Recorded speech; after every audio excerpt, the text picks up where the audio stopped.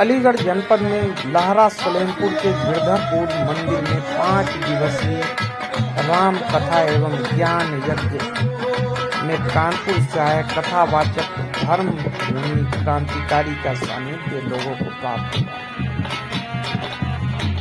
गौरतलब है कि 9 मार्च से 13 मार्च तक यह आयोजन जारी रहेगा। कार्यक्रम में नथुवार, नेम सिंगार, राम फलार, राम प्रकाशार, राम बाबूआर, नरोत्तम सिंगार, प्रेमपाल शास्त्री, ओंकार सिंह फौजी, सुखवीर सिंगार आदि का सहयोग रहा। कार्यक्रम के व्यवस्थापक विनोद यादव और मनोज यादव रहे।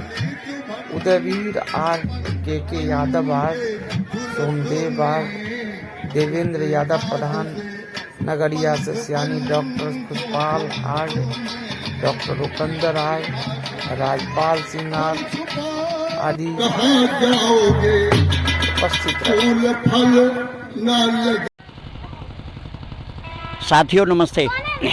यहाँ गंगा जी के निकट सांकरा क्षेत्र के गांव गिरधरपुर, लहरा गिरधरपुर में आर्य समाज का कार्यक्रम स्वामी जी हमारे ये स्वामी धर्ममुनि क्रांतिकारी कानपुर से जो आए हुए हैं, यहाँ 9 से और 13 मार्च तक का कार्यक्रम था। तो आज मैं यहाँ इन लोगों के बीच आया हुआ हूँ। मैं माननीय श्री स्वामी जी से यह निवेदन करूँगा, आदरणीय पूज्य स्वामी जी से, कि वो आर्य समाज के विषय में क्या कार्यक्रम चल रहा है थोड़ा बताएं आदरणीय स्वामी जी। आज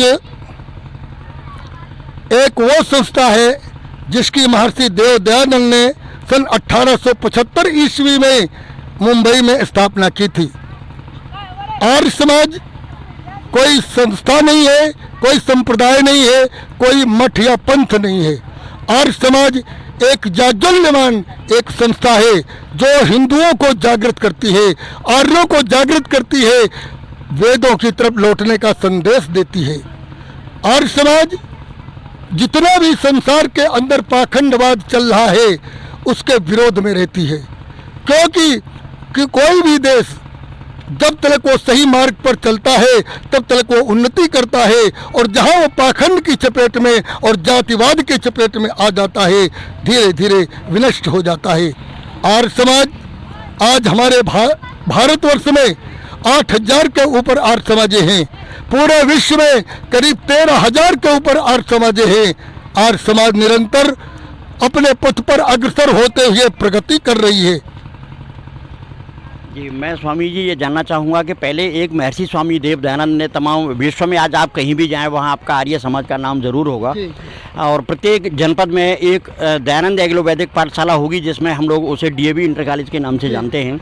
लेकिन आज काफ़ी प्रचारक जो ऐसे हैं जो सारे लोग घूम रहे हैं, लेकिन अब आर्य समाज का स्तर क्यों गिरता जा रहा है, इस पर थोड़ी स्वामी जी बताएँ। देखिए,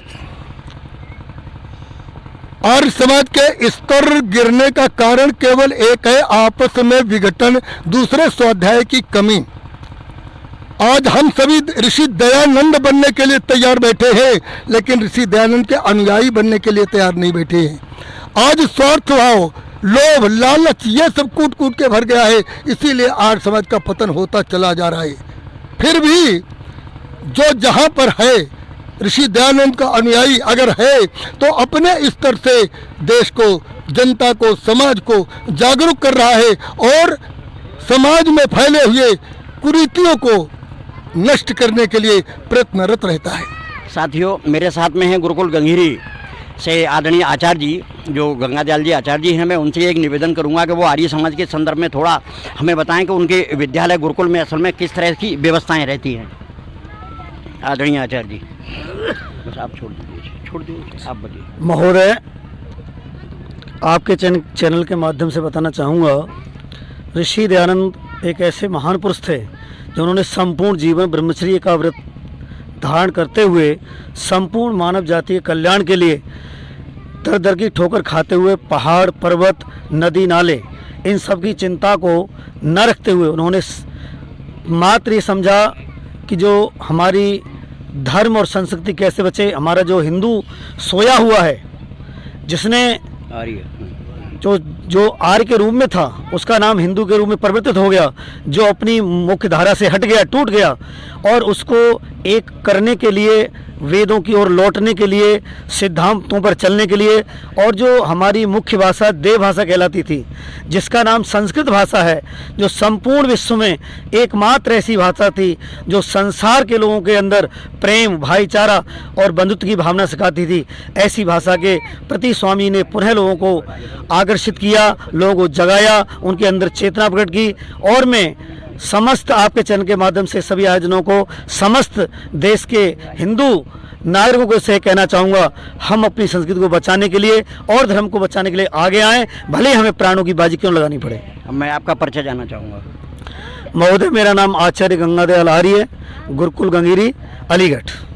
मेरे साथ में है कुमारी सुमेधा आर्य। मैं सुमेधा जी से बात करूंगा कि ये आर्य समाज के संदर्भ में थोड़ा बताएं। ये गुरुकुल में भी रही है, ब्रह्मचारी भी हैं, बताएं सुमेधा जी। हाँ, आर्य समाज के संदर्भ में महिलाओं का क्या योगदान लगता है? मेरा नाम सुमेधा है, मैं अलीगढ़ गुरुकुल से पढ़ी हुई हूँ। मेरा यही है कि सभी गुरुकुल में पढ़ें और संस्कारों को प्राप्त करें। यदि संस्कार नहीं होंगे तो ये देश बहुत ही नीचे गिर जाएगा। अच्छे अच्छे संस्कारों को प्राप्त करें, मैं यही कहूँगी।